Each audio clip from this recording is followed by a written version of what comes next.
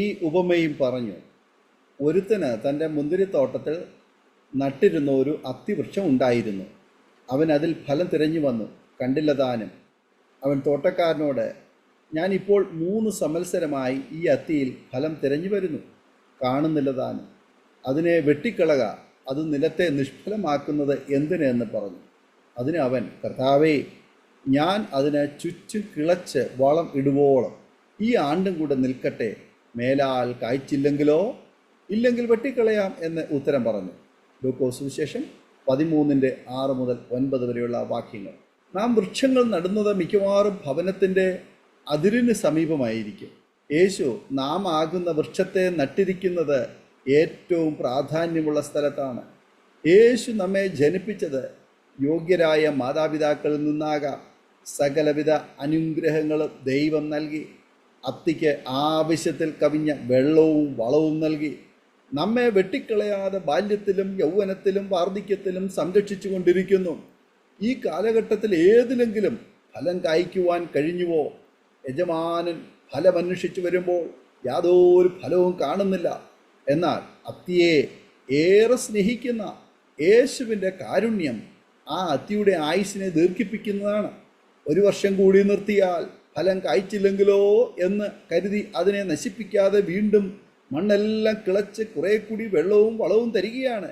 യജമാനൻ്റെ പ്രതീക്ഷയ്ക്ക് അനുസൃതമായി ഫലം പുറപ്പെടുവിക്കുന്നവരായി മാറുവാൻ നമുക്ക് കഴിയുന്നുണ്ടോ? യജമാനൻ്റെ പ്രതീക്ഷയ്ക്ക് വിപരീതമായി ഫലം കായ്ക്കുന്ന വൃക്ഷം. ആദ്യത്തെ കൂട്ടർ ഫലമൊന്നും കായ്ക്കാത്തവരാണെങ്കിൽ, രണ്ടാമത്തെ കൂട്ടർ യജമാനൻ്റെ പ്രതീക്ഷയ്ക്ക് എതിരെ വിപരീത ഫലം കായ്ക്കുന്നവരാണ്. എൻ്റെ പ്രിയതമന് ഏറ്റവും ഫലവത്തായ ഒരു കുന്നിന്മേൽ ഒരു മുന്തിരിത്തോട്ടം ഉണ്ടായിരുന്നു. അവൻ അതിന് വേലി കെട്ടി, അതിലെ കല്ല് പെറുക്കിക്കളഞ്ഞു, അതിൽ നല്ല വക മുന്തിരിവള്ളി നട്ടു, നടുവിൽ ഒരു ഗോപുരവും പണിതു, ഒരു ചക്കുമിട്ടു. മുന്തിരിങ്ങ കായ്ക്കുമെന്ന് അവൻ കാത്തിരുന്നു. കായ്ച്ചതോ കാട്ടുമുന്തിരിങ്ങ അത്രേ. യെശയ്യാപ്രവാചകന്റെ പുസ്തകം 5-ാം അധ്യായം 1 മുതൽ 5 വരെയുള്ള വേദവാക്യങ്ങൾ.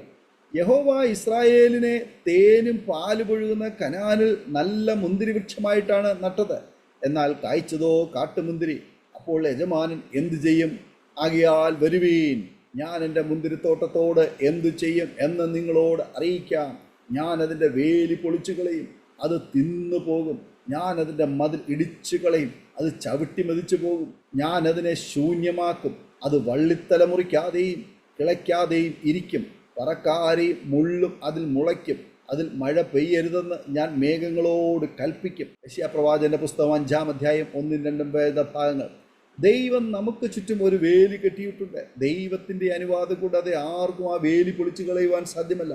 അതുകൊണ്ടാണ് സാത്താൻ യോബിനെ കുറിച്ച് ദൈവത്തോട് ഇങ്ങനെ പറഞ്ഞത്, നീ അവനും അവൻ്റെ വീട്ടിനും അവനുള്ള സകലത്തിനും ചുറ്റും വേലി കെട്ടിയിട്ടില്ലയോ? നീ അവൻ്റെ പ്രവൃത്തിയെ അനുഗ്രഹിച്ചിരിക്കുന്നു, അവൻ്റെ മൃഗസമ്പത്ത് ദേശത്ത് പെരുകിയിരിക്കുന്നു. യോബിൻ്റെ പുസ്തകം 1-ാം അധ്യായം 10-ാമത് വചനം. നമ്മുടെ വിപരീത ഫലം കൊണ്ട് ദൈവം നമുക്ക് ചുറ്റും കെട്ടിയ വേലിയെ നാം തന്നെ നശിപ്പിക്കുകയാണ്. ഫലമോ, സാത്താനാകുന്ന ദുഷ്ടമൃഗം തോട്ടത്തിൽ കയറും, മുന്തിരി വൃക്ഷത്തെ നശിപ്പിക്കും. അടുത്തതായിട്ട് നമുക്കിവിടെ കാണാൻ കഴിയുന്നത് ഫലപ്രദമായ ഒരു വൃക്ഷമാണ്. യാക്കോബ് ജോസഫിനെ നോക്കി ഇങ്ങനെ പറഞ്ഞു, ജോസഫ് ഫലപ്രദമായ ഒരു വൃക്ഷം, നീരുറവിനരികെ ഫലപ്രദമായ ഒരു വൃക്ഷം തന്നെ. അതിൻ്റെ കൊമ്പുകൾ മതിലിന്മേൽ പടരുന്നു. ഈ വില്ലാളികൾ അവനെ വിഷമിപ്പിച്ചു.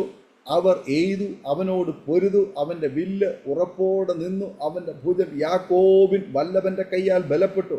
ഇസ്രായേലിൻ്റെ പാറയായ ഇടയൻ്റെ നാമത്താൽ തന്നെ. ഉൽപ്പത്തി പുസ്തകം 49-ാം അധ്യായം 22 മുതൽ 24 വരെയുള്ള വേദഭാഗങ്ങൾ. എന്തുകൊണ്ട് ജോസഫ് ഫലപ്രദമായ വൃക്ഷമായി മാറി?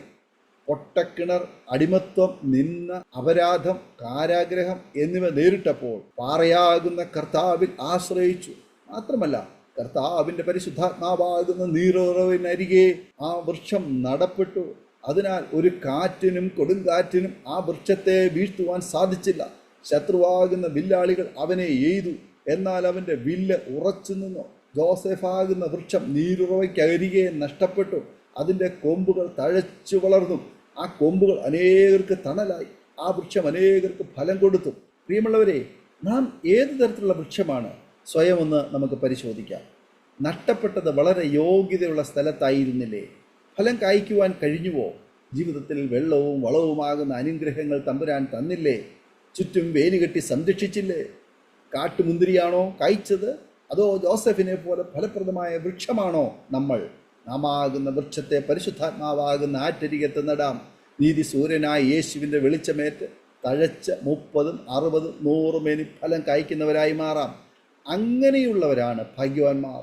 ആ ഭാഗ്യവാനെക്കുറിച്ച് പറഞ്ഞാണ് സങ്കീർത്തന പുസ്തകം ആരംഭിക്കുന്നത്.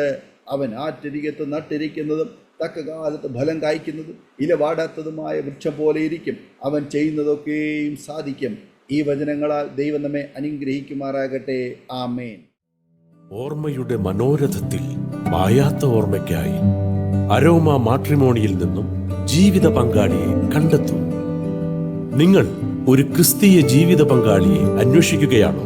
അതോ മക്കൾക്ക് അനുയോജ്യമായ ഒരു തക്ക തുണയ്ക്ക് വേണ്ടി പ്രാർത്ഥിക്കുന്ന വ്യക്തിയാണോ?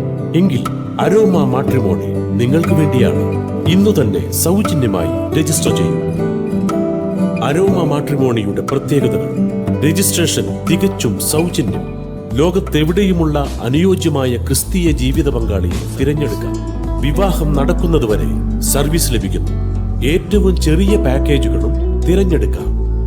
അരോമ മാട്രിമോണി നിങ്ങൾക്കായി ഒരുക്കുന്നു വിവാഹം പരമാനന്ദം. Email aroma matrimony2020@gmail.com